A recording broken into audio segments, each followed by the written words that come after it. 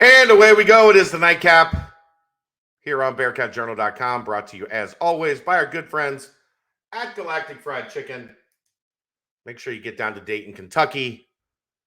Get your order. Tell them to pump it up. Save yourself 15%. Or get to the website. It's usually scrolling across the bottom of the screen here, but for some reason it's not at the moment.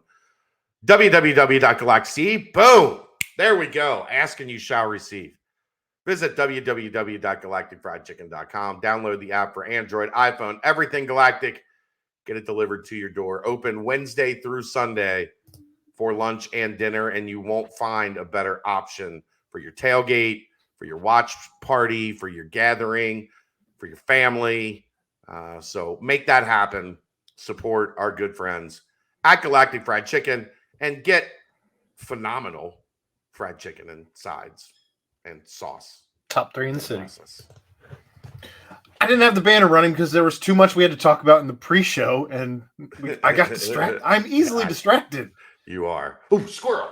There's a lot of argument. Yeah. One of Rachel's least favorite things about me is your ADHD. Yeah, Aaron, go do this, and I'm doing 7 other things. She's like, "Did you do it?" And I'm like, "Do what?" Be stupid. Dumb. Oh, so not a lot out of the Luke Fickell press conference. I thought you were going to say not a lot happened today. not a lot out of the media stuff today, Aaron. It was the most vanilla. The most vanilla presser I've seen thus far this season. I forgot. I do have one other thing to post that was probably the best thing we did today. And I just haven't put it up yet. So I'm going to do that while we're talking. Right. I talked to Eric Phillips today. Oh, nice. That was probably more entertaining than anything we got. Although Juwan Briggs asking who allowed Dante Corleone to eat that way was quite possibly the best Juwan Briggs quote ever. It was very funny. I mean, there's no two ways about that. It was very funny. The way he kind of like went over it, talked about, yeah, after a game, it's a lot, you can probably put down a lot of food after a game, but who let him do that? Who was in charge of Dante Corleone when he was in high school? Was anyone parenting him? I mean, think about this, though. Even if it was a $50 order, like on the low end, right? 50 would be, I think, 50 is the minimum that order could be. I wasn't getting $50 for a weekend for my parents. I know that there's obviously been inflation since 2002 when I graduated, but sure, goodness. Yeah, it's a lot. We've touched on that plenty. Enough. Yeah. We didn't get a ton from Luke today. He's his usual in-season guarded self, and he's got his quarterback trained. Ben's never really gonna say much of anything. Josh kind of in the same boat. Josh isn't gonna say a whole lot of anything. He did make a really funny face at you though at one point. Like you guys locked eyes, and he just smirks at you real big. That's some guys. Again, Josh and Malik, those were the guys that kind of started it all, and got to know them when they were both in high school, and have continued great relationships with them throughout. Did you catch my joke with Fickell today? It took forever for the first question because I just wasn't going to ask it since he had to be Mr. Smarty Pants about me always asking the first question last week. It did seem to be just an awkward transition from, all right, Luke Fickell, and then I don't know what happened. Same thing happened with Josh, I feel like, where there was a huge we got the microphone now, so they have to take the microphone to the person that's going to ask the first question. But yeah, I said, I guess if you listen to the UC version, you couldn't hear me sarcastically comment. That's what happens when I only ask the first question. And he just kind of looked at me, gave me the Luke Fickell, Chad Brendel glare, which pretty standard. All right.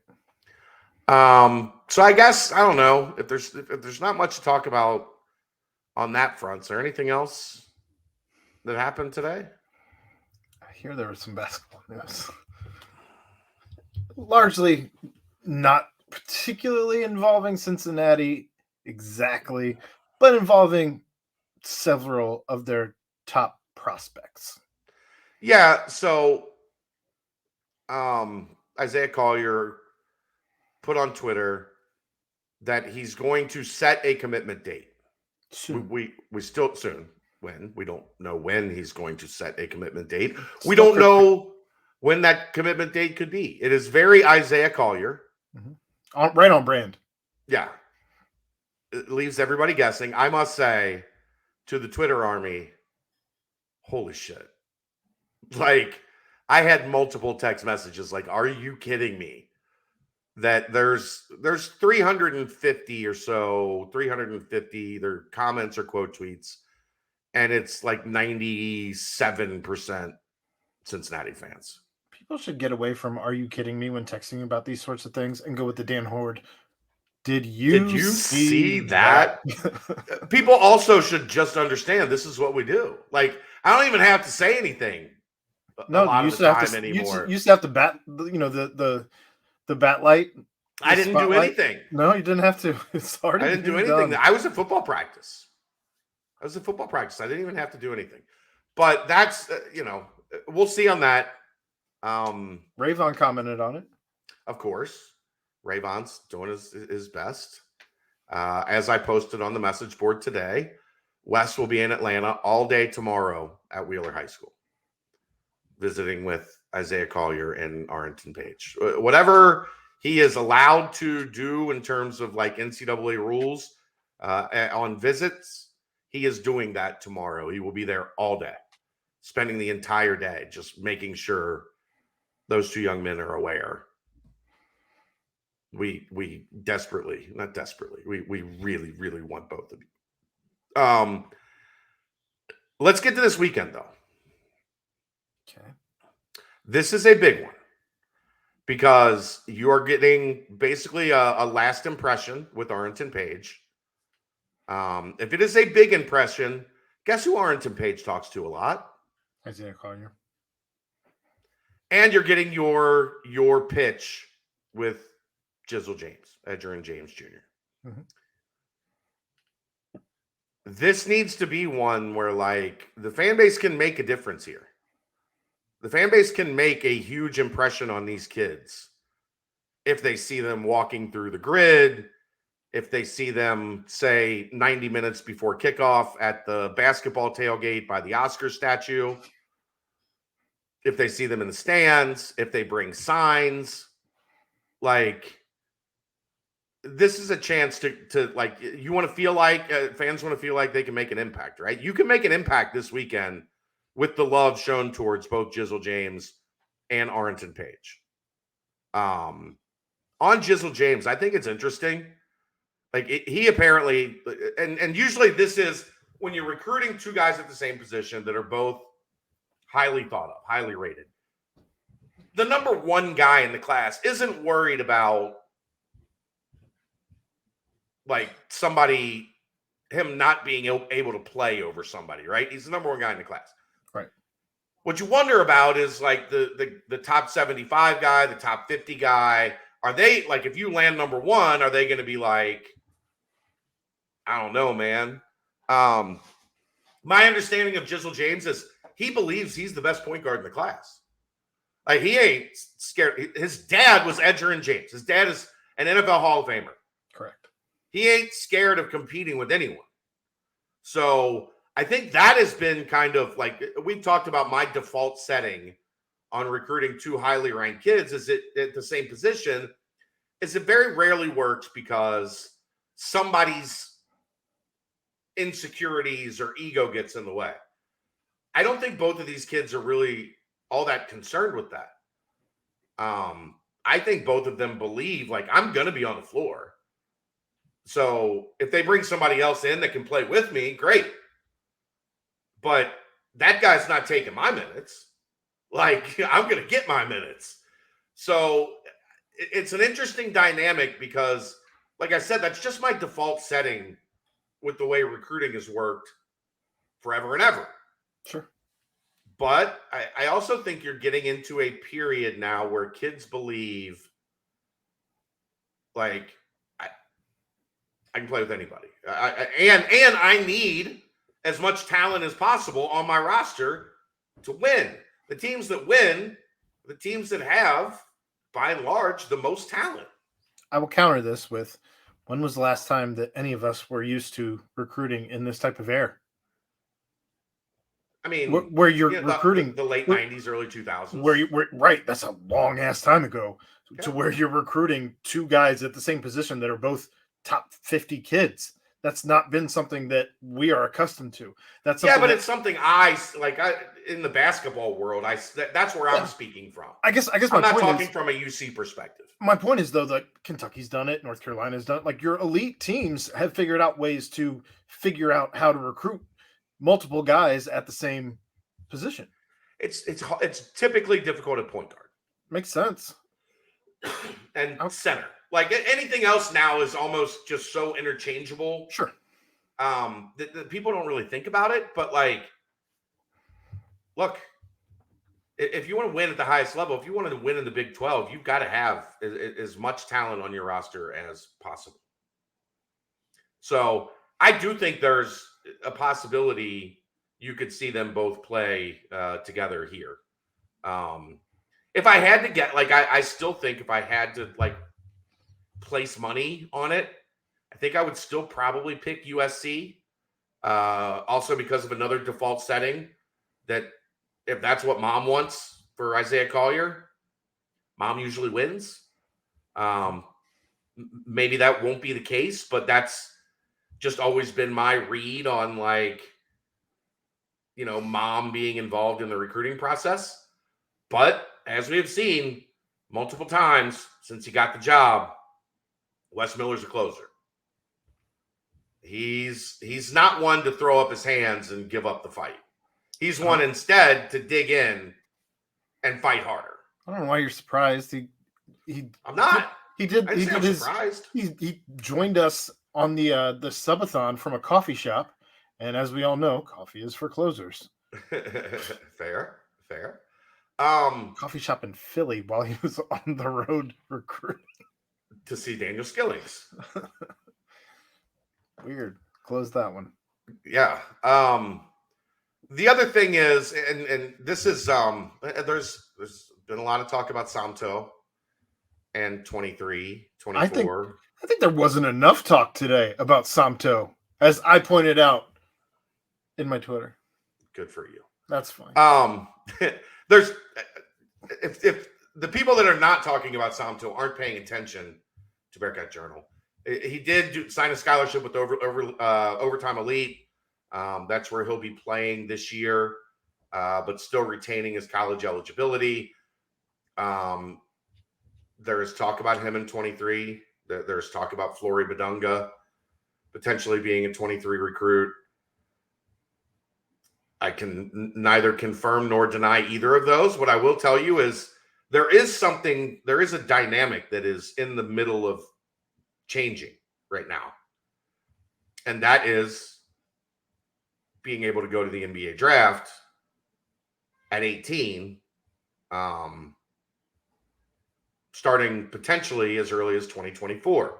Yeah, we touched on that a little last night on the BBQ. What that changes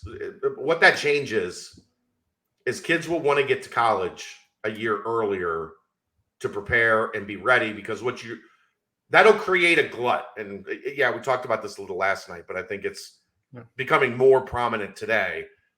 If you have the 23 class that play college, right, and prove their worth, and then you have the 24 class with the higher end players going straight to the NBA, now all of a sudden you have 2 years worth of prospects in one class.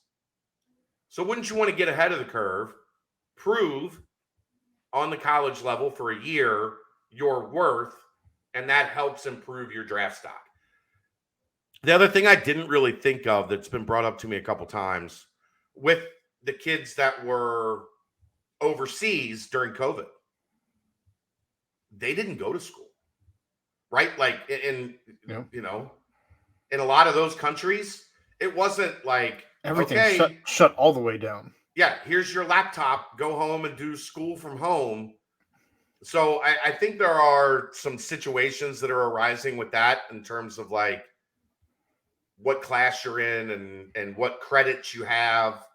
Are waivers required, to change classes to be in 23 or if you're in 24? I think there's some of that going on.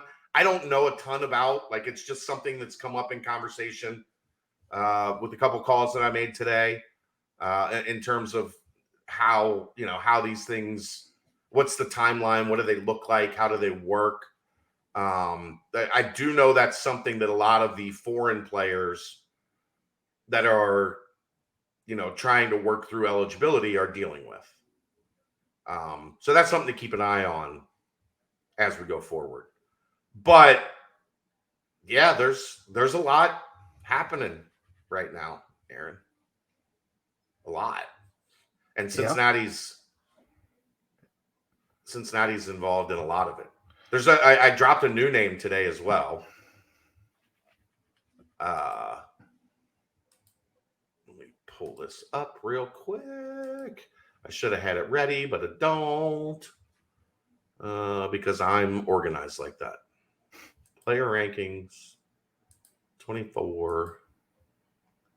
Here we go. And here we go. While Wes Miller is going to be in, like I said, in Atlanta tomorrow. And then Thursday, before he comes back home, we've added a new name to the list. Don't hate that. This he goes by Ace, so I'm not going to try to pronounce his first name. Arias? Arias. I don't know, Arias Bailey. He's the number 8 player in the class of 2024. Just another, 5-star that we're throwing on the list that Wes Miller is adding to his arsenal in the 2024 class. These are different times, Aaron.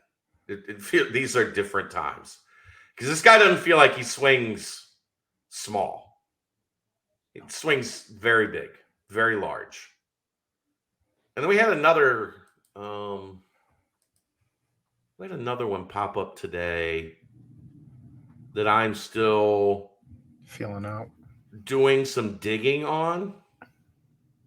As you saw, I'm sure Jace Richardson, we talked about that last night. Right. But here's another one that we're going to discuss here for just a brief second. I have a ton of information on this one other than he mentioned Cincinnati's one of the 3 schools that are recruiting him hardest. And it's another 2024 point guard, LeBaron Philon out of Mobile, Alabama.